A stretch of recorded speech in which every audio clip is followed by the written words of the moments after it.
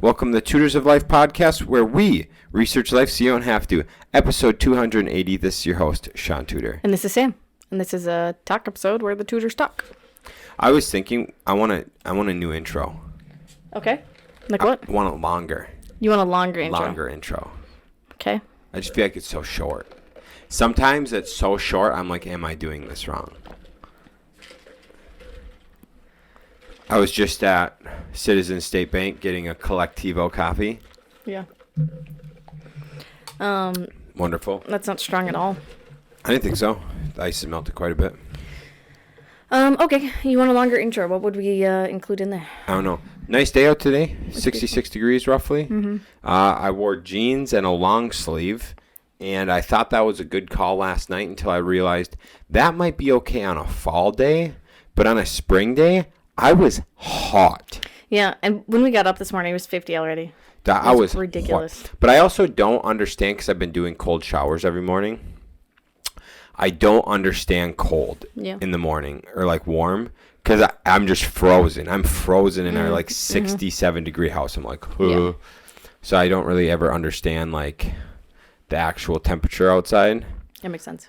But I'm excited for summer where I can like do that and then go right outside and it be like 70. Oh, it's going to be beautiful. Yeah. Mimi's been playing outside, digging in the dirt. I know. I was at the office building my shelves. My new shelves. Oh, sounds productive. It was. I got them all built. Nice. She was outside just laying on the grass the entire time. Good. She'd come in, check in on me, go back outside. Good. Mm-hmm. That makes me happy. And then it was about like 4:45 and she like came and sat in my lap and was just like, come on, Mom, it's time to go home. That's awesome. Looked at a couple projects today. Yeah, did you? Yeah, it was really good.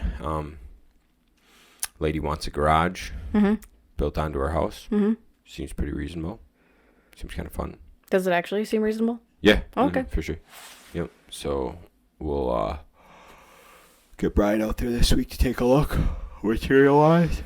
And then, so that's good. And let's see what else we got.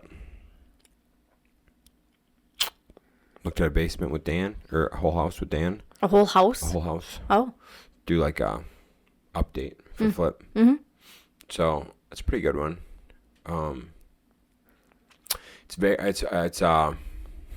The thing with it is like he's got a short time span because it's a flip.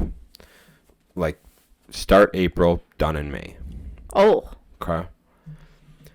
But when I'm looking at it, I'm like, damn, dude. If you factor in, we would have to go in for like 3 days of demo. But once it's demoed, it's just like getting people in for floors, painters, not most room, a lot of like half of it's already been like updated painting. So you just need some like touch-up paints, some putty holes, touch-up paints, and then like half the house painted, right? And so it's like, man. And then obviously all outlets, switches, all fixtures, hardware, all that stuff. So it's like if we think 2 weeks and you would 2 weeks of actual work and you could probably have most of it wrapped up because you got people coming in for floors, you know, and like you got things happening that would allow that. Yeah. But the thing is, how structured to get it done in a month would be tough. But I mean, right now, dude, there's not, it's the 12th. I don't know really any company that's even, you know, even if I was like, hey, sorry, it's going to be a 6-week thing or whatever. Like, you know, there's so many people right now that it's not even, go try to find any contractor right now to do it. They're just too far booked out because it's spring. Spring's right here. And like, you know, I thought about it, I'm like, damn, well, if I have different people doing certain different projects for us, then it is possible for us to fit it in. Yeah. But I don't know. We'll see. I'll throw a quote together. Throw something together for it. So one of our flips hit the market today. Yeah, baby. I already got 6 showings set up. 6 showings for tomorrow? Yeah. Dang. Yeah. That's exciting. I thought so. There was another 2-bed, 1-bath that got listed today as well. It does come with like a 1-stall. Well, it has like a 1-stall garage door, but it is like longer than that. Mm-hmm. So it's like on a 0.6 acre or whatever. Mm-hmm. Very outdated though. Sure. Straight out of the 70s and 80s. Listed at $180.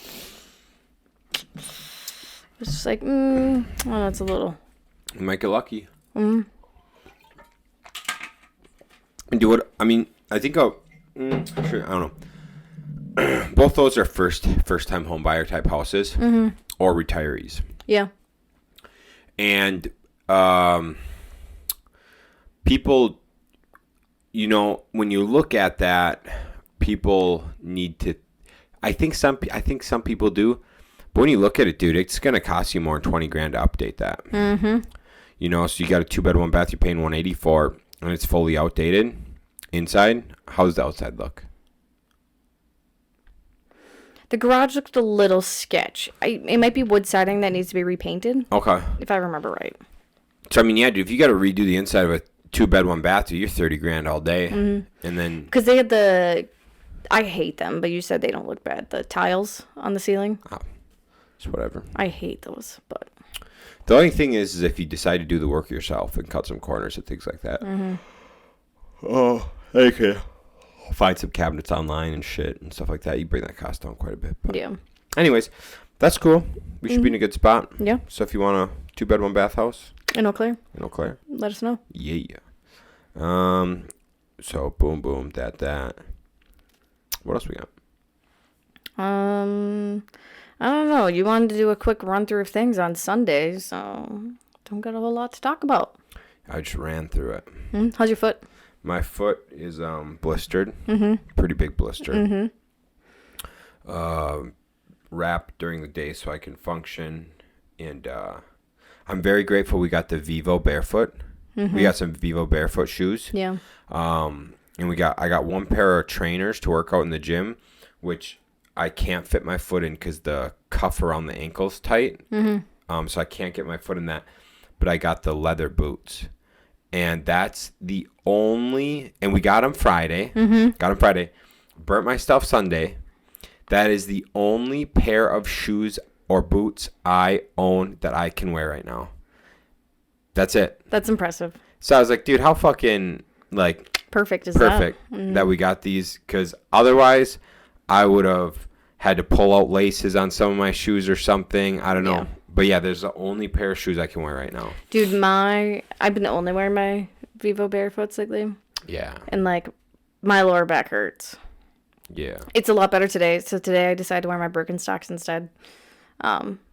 Which obviously have some arch support, and does that help. But yeah, my body is not used to not having support. Oh, right. I have pretty good arches, unlike Shaun. I got flat feet, dog. Yeah, I have pretty good arches, but it's just new muscles, right? My body's not used to having to actually, keep hold of my arch on its own. I think we were just taught how to walk wrong. Mm-hmm. I think we were taught how to walk lazily. I think so, yeah. Because, dude, when I actually, walk without going heel to toe hard, I can feel my feet working, and I'm like, whoa, if I were to do that all the time, my arches would build because my feet are, arching as I walk. Yeah. Meanwhile, I've been fucking walking around heel to toe like a doofus forever and not ever using my feet, and so I've got shit. When we first started dating, Shaun was a little overweight. You walked outward at that time. Your toes pointed outward, and it drove me up a fucking wall. I hated it. You did fix it. But do you remember that? I don't. I remember. I remember I was making it a priority to fix that when I was 20. Mm-hmm. Yeah. So I was probably still making it a priority to fix it. Yeah. So probably when you weren't thinking about it, you would just naturally walk that way. Mm-hmm. Yeah, interesting. I also had to tie Shaun's shoelaces for him at that time. So you did not, dude. You did it once. You did it once. Still had to do it. I could have done it. Yeah, as he's just Whatever, dude.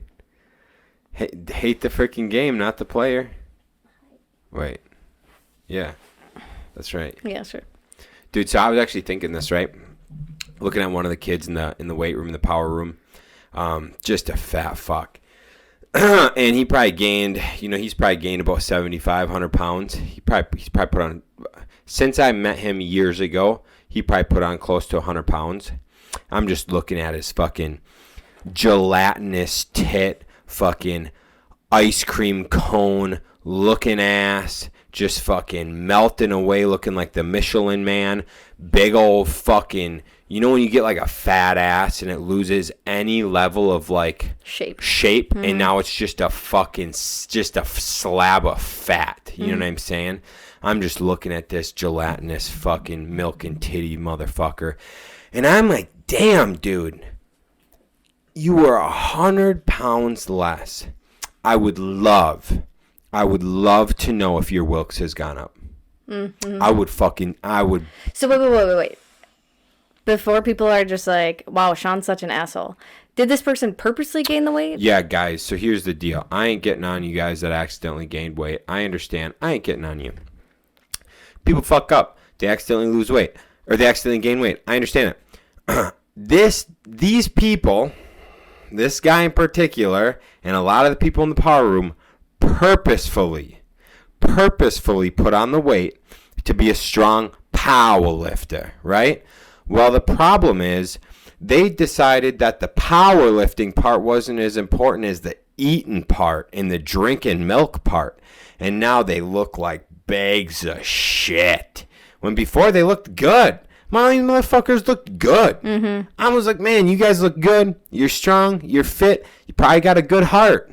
Now it's like you're probably close to being a type 2 diabetic. You're probably borderline heart disease. And you look like ass, bro. And for what? To fucking get weaker based on your body weight? You know what I'm saying? Mm-hmm. That's all. Every time I see them, that's all I can think about. I'm like, there's no fucking way that the amount of, like, the only way that gaining 100 pounds correlates to more strength is if you're fucking slabbing on an extra, like, $800 pounds to your total. And they ain't. Shaun, are you passionate about this? Dude, here's the deal. At a time in my life, I gained weight to be stronger. Mm-hmm. And you want to know what I was doing? What? Testing maxes to make sure I was getting stronger. Because what the fuck would be the point of gaining the weight if you're not getting stronger? But then wasn't your plan to then cut? 100%. My plan was to get up to 250 and then take it back down to be in the 220 pound weight class. So my whole goal was to bulk, get really strong to cut down for the 220 pound weight class. 100%. The problem is these guys don't have a plan to cut back down. Well, no, they haven't in the past years. 2 years, yeah. And the whole thing is like a lot of those guys, when they bulk up and you live in that range for so long, as you tick down and tick that body fat down, you retain a whole lot of that strength. Mm-hmm. You retain a lot of the strength and a lot of the size. So as you tick down, and then, dude, when I went from being 245 pounds to coming down and being 220, I was a fucking athlete. Dude, you were strong. I felt good. I was strong. I could squat 500 for reps still. Like that was the strongest I was, period. I do my working weights on the bench with like 365. It was beautiful. Deadlifting 500 for reps. That was like, I felt like a fucking man of men at 220 mm-hmm. after I had went up and came down. When I originally got to 220 pounds, dude, I felt strong as fuck. I was also on D-ball, but I felt really strong. But I didn't feel like an athlete. I was like tired. I would get tired. I would get winded easily, things like that. But after I had came down in weight, so I had lived as a bigger man, mm-hmm. and I came down, I was like, dude, I'm a fucking athlete. Mm-hmm. And the thing is, though, for me, it was hard to keep that body size when I dropped down to TRT levels. It was hard for you to keep that body size too, like without eating garbage. That's true because, yeah, we switched to a clean diet, and This is what we're noticing is like when you clean up your diet, you're gonna just naturally lose weight for the most part. Dude, as long as you clean it up correctly. Yeah. So like we cleaned it out like originally 6 years ago. Jesus. Mm-hmm. We originally cleaned up our diets to follow really similar to the vertical diet. Yep. So we cut out all pastas, breads. Yep. We just had rice as carbs. That was our only carb. Rice and potatoes, yep. Yep, rice and potatoes. And then we did and tortillas. We would do tortillas every once in a while. Oh yeah, because we do wraps. Yeah, we did wraps. Yeah, you're right. The main thing we cut out, I would say, was probably sugar and fast food. That back then? Back then, yeah. Oh, and pasta. Because I ate a lot of pasta. Sam was big on pasta, and I was huge on bread, remember, because I'd eat 2 sandwiches every single night before bed, and I'd eat 2 sandwiches. I was banging out like 4 sandwiches a day. Yeah. And then, since we've done our allergy panel, we've done another... Full cut. A full cut, and that has also had us both lose weight. Oh, yeah. So I've got like an allergen to peanuts. Mm-hmm. I think tomatoes is harder than peanuts. No, not for me. Really? Yeah, dude. I just think tomatoes because tomatoes is in everything. That's true. But you got to keep in mind, I have been eating a peanut butter and jelly sandwich almost every single day. Shaun. How about that? I get it.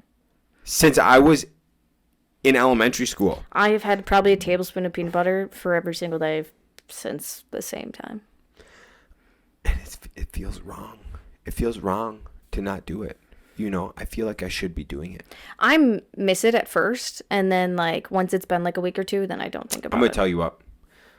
I can't even tell you how good I feel not eating it. Mm-hmm. Dude, I used to eat peanut butter before I go work out every day. I'd be like, man, why do I always feel so tired when I get to the gym? I don't eat that anymore. No, it's out of my life. Before the gym, I don't even know what I eat anymore. Just random little things. Like today was pork and rice. Pork and rice before the gym. Dude, I feel so good. Whatever. But I will say, the best workouts, I shouldn't say that, the best pumps. The best pumps a guy gets. You go and you smack down maybe some BK, maybe McDonald's. I ain't talking about feeling good in the gym. I'm talking about pumps. You go rock it down fucking BK, and you take a little Cialis pill. Dude. Okay, the Cialis is what's getting you there. No, it's not. The food. It's something about the food. You just fill up so much. It's such a beautiful feeling of being just full. So you care a lot about the people that purposely get fat to get stronger? Yeah. The girls today didn't bother you? Oh, being dumb? Yeah. Here's the deal. I look at these power lifters and stuff, and I see that, and it bothers me because they got on a bandwagon because they weren't strong enough to win Raw. Mm-hmm. They weren't strong enough to win Raw, and instead of doubling down and training harder and following a diet and all that stuff, they were like, well, geared lifting isn't big anymore. So if we move into geared lifting, we have a chance of winning geared lifting because nobody does it anymore. And so they're like, well, everyone, when they gear lift, they gain weight. So instead of watching my macros, dialing in my protein, and getting stronger, I'm going to just get fat as fuck and then throw a suit on. And so I don't like that, and that bothers me more than anything else because it's the easiest bitch out, period. Sounds like something else going on in the world right now. What? Just people changing things about themselves so they can compete in a different class. Oh, yeah, the fucking transgender folk. Yep. You fucking weirdos. Anyways. Had a fucking tranny try to have me the other day. Love that shit. It's not a tranny, it's a drag queen. Yeah, same thing. Anyways. Not really, but. No. So the 2 girls today were being dumb. I was like, yeah, it's annoying. But, it's like TikTok bitches. Mm-hmm. They just do that shit. And then they take pictures of us and shit because we said they shouldn't be misusing the gym. Mm-hmm. And, they do whatever they want. They were monkey crawling on... One girl was monkey crawling on the punching bag. And I think the other girl was taking pictures of her. Yeah. I wanted to fucking yell at them so badly, but I was like, whatever, it's not my place. So they left, and they had walked in and out of that fucking room like 5 or 6 times. Oh my God. And the other friend comes back in as I'm telling Shaun, do you see that? And I was like pointing at the punching bag, and I was just like, she's fucking crawling over it. And one of the girls walks back in and then starts taking pictures of Shaun and I. Yeah, it's like, whatever. I don't know. That for some reason, I'm just like, Yeah. It is what it is. That shit'll sort itself out for them. Well, I mean, like, what is she going to do? Is she going to report us to Keith? Right, because they were in the wrong. When those girls signed up for a gym membership, I was sitting in Scott's office when they showed up to get a gym membership. Oh, really? Yeah, so I'm like, whatever, honey. I ain't fucking concerned. Go fucking tell Scott we said some dumb shit. Or Keith. And that we were in the right for saying. They'd be like, yeah, you shouldn't do that. Yeah. No, you lost your membership. Yeah, exactly. Dumbasses. Yeah. So I don't know. It's just things like that where we're in the right. You know, they're dumb. Whatever. I don't know. Whatever. I just like, I told Shaun this the other. Did I talk about this on the podcast? I don't remember. I feel like part of society has just like lost so much common courtesy. And I remember being young and like dumb and doing stupid shit all the time. But like, I still respected other people's things. Yeah. Like, that was something I was, like, always taught, like, respect other people's stuff. The gym is other people's stuff. Right. And so, like that, like, really, like, angered me. Because I was just like, that's not yours. Like, right. It's a gym. It's a public place. Right. Like, the owner of this puts lots of money into this gym so people can use that if they want. Right. And you're just going to crawl on it like it's your fucking stripper pole. Right. Like, have some respect. Yeah, I do agree. Yeah. What's up? I don't think this cover's on all the way. Because that just poured all over me. Oh. I don't know what happened here. Okay. But there was that. And then I noticed recently, this is what I thought, I don't remember if I talked about it on here or not. But, like when, like people just walk across the crosswalk and cars have to stop. Like, Shaun and I always, like, wave to be like, thanks. And I've noticed, like, there's been some people lately, and some of them look a little bit more leaning one way than the other. They just walk. They don't wave. They don't look. They just walk. Like, act like, I'm in the crosswalk. I have the right of way. Fuck you.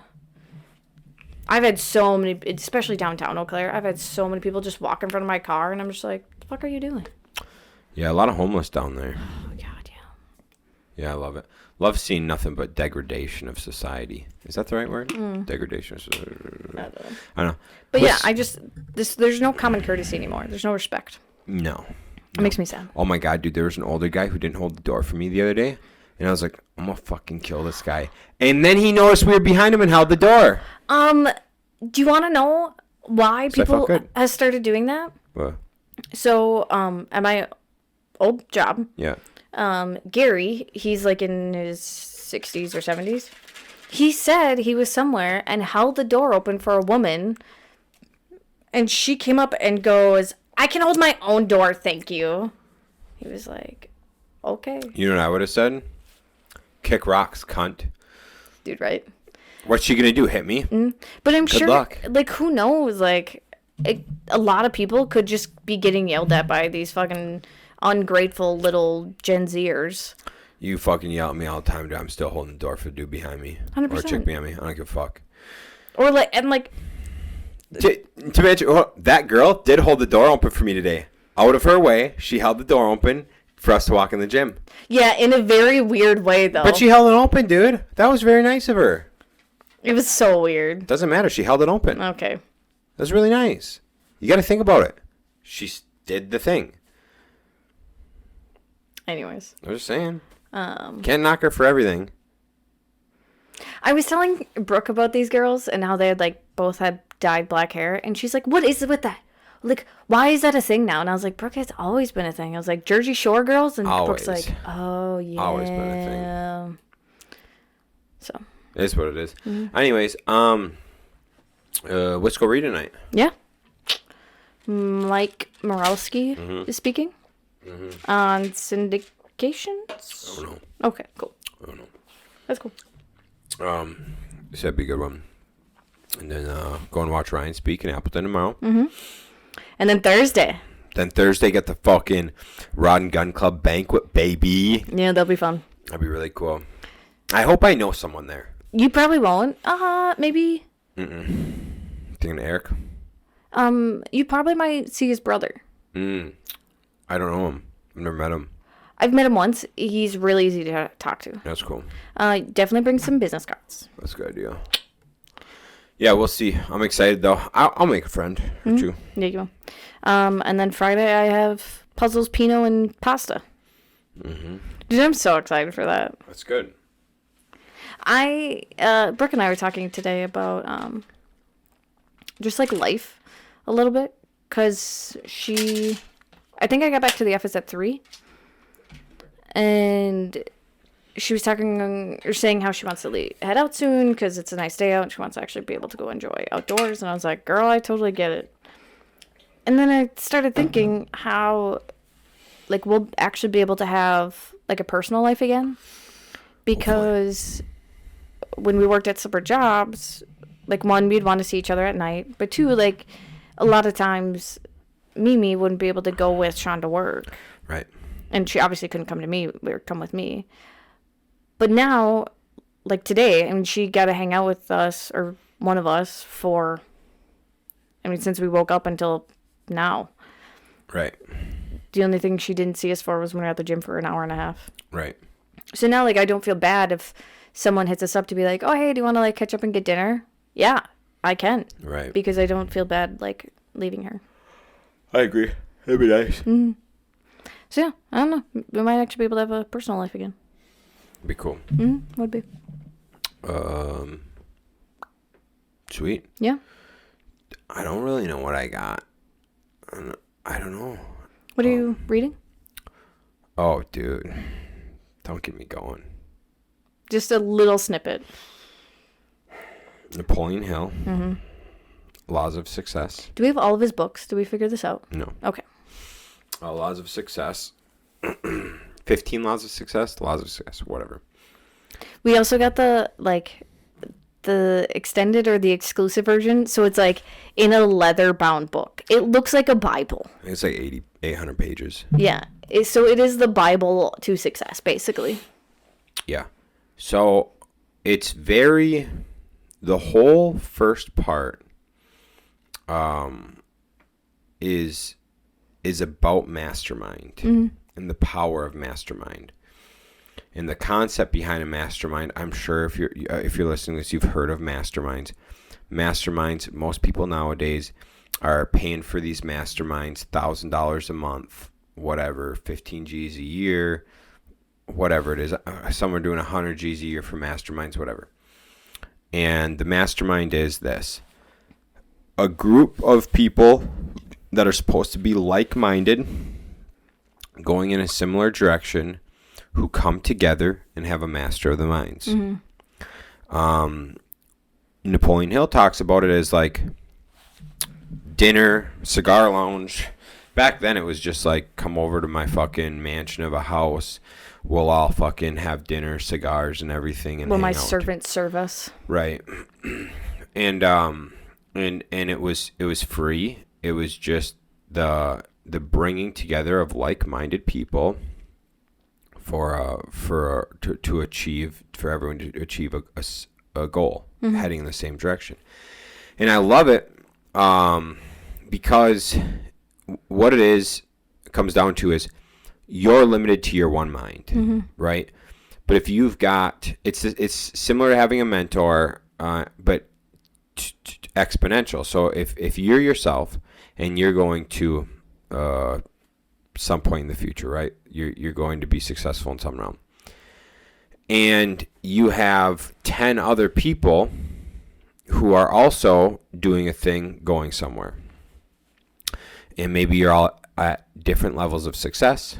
Maybe you're in some different businesses, whatever. But you're all able to bring a certain aspect to the conversation, right? And so by pooling minds together, you unlock a potential because you all get to bounce things off of each other, go over different things. Why would this work? Why wouldn't this work? What's a good idea here? Or that's not because of X, Y, and Z, or here's the best idea because we went through all the pros and cons together. This is like the way to go, right? And so they talk about a mastermind. And I thought it was really like, I thought, because we did a mastermind with Dan and them, and at the time, there was times where it could be beneficial, like our retreat we had, when you sit around, do the round table, you do that. There's things that are beneficial. And I think if you can get a group of people to actually do that, and hang out and talk and go over that stuff, getting the master of the minds. Now, so you take that same concept of doing that and you apply it to everything you do, right? So you apply it to work. So everybody you work with, a mastermind is just 2 or more minds together. Mm-hmm. And so if you do it at work and you got 4, 5, 6 people all pooling your minds together about something, you're getting a lot more inputs and stuff on like how to accomplish something the best, things like that, right?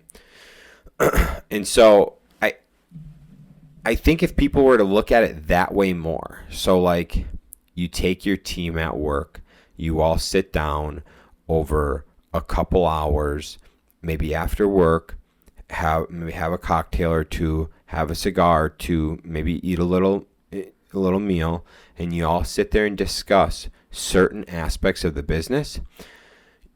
You should be able to, with 6 people, however many people there, solve these issues a lot easier. Mm-hmm. Then all you do the next day at work is make a process to implement them. But if it's always like, one owner trying to do everything himself, and not getting inputs, how are you going to get better? Right. And we see this hugely with our guys, right? We'll have me, Kyle, Mike, Rico all standing around talking about something. Hey, should we do it this way? Or one person will be like, hey, I think we should do it like this. And someone else is like, well, what if we did it like this? And what if we did it? And you go around, and you come up with ideas. And they're like, okay, all right, we all got whatever. Let's take a 30-minute break. Go back doing your shit, and we'll come together. But when you come back together, everyone's had time to like digest everything we just went over, and it's like, yeah, it's too easy. This is the way to go. Mm-hmm. and then, but so like if it was just one person, you would do like if it was just yourself, you're gonna do something and then come around and go, man, there was a better way. Mm-hmm. Man. But when you got 3 other dudes, y'all pop, bounce it back and forth. Fuck, that is the best way. Let's just do it. Let's do it right. Let's get it done. That's the best way. And so, and like today, I went and looked at that garage, and we're talking about, hey, what do you want your ceiling height to be in your garage? Oh, well, we're considering about hanging the kayaks, whatever. Okay. And then we're like, okay, well, we could make the height in the garage 9 feet instead of 8 feet. So you can hang the kayaks, whatever. And then we're talking about things, and then Nate was like, shit, dude, like, we could just put like, if you guys don't mind, you just extend the eaves out a foot and hang the kayaks in the back of the garage. And they're like, fuck, that would work. And he's like, and we'll put a door so you can just walk right out the back and access your kayaks. And they're like, sure, that would work too. Then you don't got to go 9 feet, and stuff. And so it's just things like that. Like, if it wasn't the group of us there discussing different options, we would have just went with a 9-foot roof. Yeah. Instead now we can make things easier, cheaper, etc. because of that idea. Mm. But all through like talking through things of what's the options, which seems like a very easy, no shit like put the kayaks in the back. Yeah. No shit. But when it's brought up like, oh, we want to hang them. That's all you think about. That's all you think about. Mm-hmm. And then you got, you're thinking about other ideas on like what to do.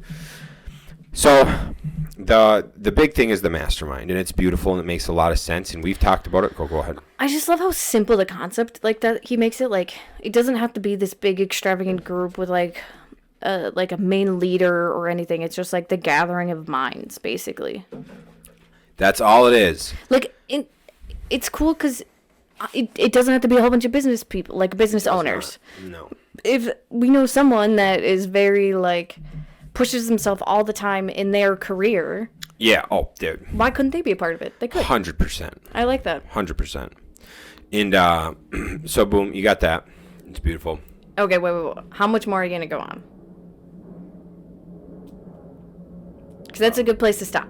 No, I got to add 2 things to it. Okay. 5 minutes. Okay. Max. 5 minutes. I'm timing you. You got the mastermind. There's three parts to this, right? So so once you have the mastermind built, really, 2 points. So you have a mastermind built, and then in order to be successful, you need one thing. Mm-hmm. So you've got your mastermind, then you need to have one thing. Mm-hmm. One other thing to be successful. What is it? Discipline? No. Talked about this morning. What's the one thing you need to be successful in life? I was not awake this morning. Purpose. Purpose, yes. You need your why. You need a why. So he interviewed 16,000 people. Only 5% were successful. Mm-hmm. Why were only 5% successful? Because only 5% had a why. A reason behind what they were doing. A purpose. A definite chief of aim. I think that's what he calls it. Definite chief of aim. Whatever. But it's essentially you know what you're doing and why you're doing it, and you have a roadmap for it, right? So when you bring the minds together, you all are working towards something. So could we get me, you, Brooke, Kyle all together? Me, you, Brooke, Kyle, Mike, Rico. Mm-hmm. We pull us all together, right? Mm-hmm. And just chat about a mastermind. Talk about a business. Sure, absolutely. Where are we going? How is that benefiting us at all? Mm-hmm. Now, if we go into the meeting with the 6 of us and we go, hey, our goal is to have a general contracting company with a couple crews, and our focus is mostly flips, or our focus is 50% flips, 50% customer work. Okay. When you go in with that and you say, hey, our goal is to be doing this company in 50 years. Mm-hmm. In 50 years, we want this company to be spanned out across Wisconsin. Maybe we want it a multi-state sort of deal. We want it to be a franchisable company, so anyone could plug and play our systems, our processes, whatever. Or maybe we just want to have multiple locations, whatever. Or maybe it's just, hey, we want to have a family-owned company in town. We're known for our name. We provide the best quality at a fair price, and we want to be able to service 100 customers a year. Mm-hmm. Okay, boom. So you give that. Whatever those purposes you choose, right? When you go into the mastermind meeting, now it's easy to know what we're talking about. Mm-hmm. We're not just talking about buying a fucking excavator because you can get a tax write-off. Well, that doesn't line up in our fucking what we want to do whatsoever. Right. But if you're like, hey, we want to do renovations, and then you could go, okay, well, can we help 100 people with just interior? Ooh, maybe. Maybe we do just exterior, whatever it is, right? So the thing is, if you have a definite chief aim, you have a purpose, a why, whatever, then you attach the mastermind to it, that's where you become successful. Mm-hmm. That is what's required to be successful. Yeah. And then the last part is if you could take and tie these things together, okay? So the purpose and the mastermind? No. If you can tie, if you wanted something that can change culture, mm-hmm. if you want something that can change culture in one generation, bar none, okay? You get the news, social media. Oh, yeah, this. You get social media. You get business owners, small, medium, large business owners, and you get church, religion. If you can get those 3 to back each other, and I'll have a mastermind together, so everyone's following the same morals and principles of the church. The business people are making strategic decisions based upon economics, and you have the media to disseminate the information to everybody. Mm-hmm. That is how you can change the culture in one generation. That's wild. But as you see it today, there's no morals. There's no religion. Religion has definitely died massively. Mm-hmm. There's no religion in schooling. religion in business is fucking barely any, because people are afraid if they talk about religion in business that people won't do business with them. Some people don't, you know, some people are very outspoken about their religion, which is awesome. But the news is not fucking backing small business. News is not backing religion. Or truthful. About any of it. And so it'd be, if there was a way to tie those three things together, you can, but you have to get full buy-in. You can make a full culture change in a generation. Interesting. So I got, babe. Got to get ready, huh? 6 minutes. You took 1 minute over. Not bad. Got anything else? No, that's just cool. I really like it. I think it would be fun to do some sort of like mastermind thing again. We talk about that. Mm-hmm. We talk about it. But not charging. Not just charging. getting friends together. Mm-hmm. A little potluck. Mm-hmm. You bring this, we bring this. Mm-hmm. Mastermind of the foods. 100%. That's it. It'd be nice once the basement is done. Mm-hmm.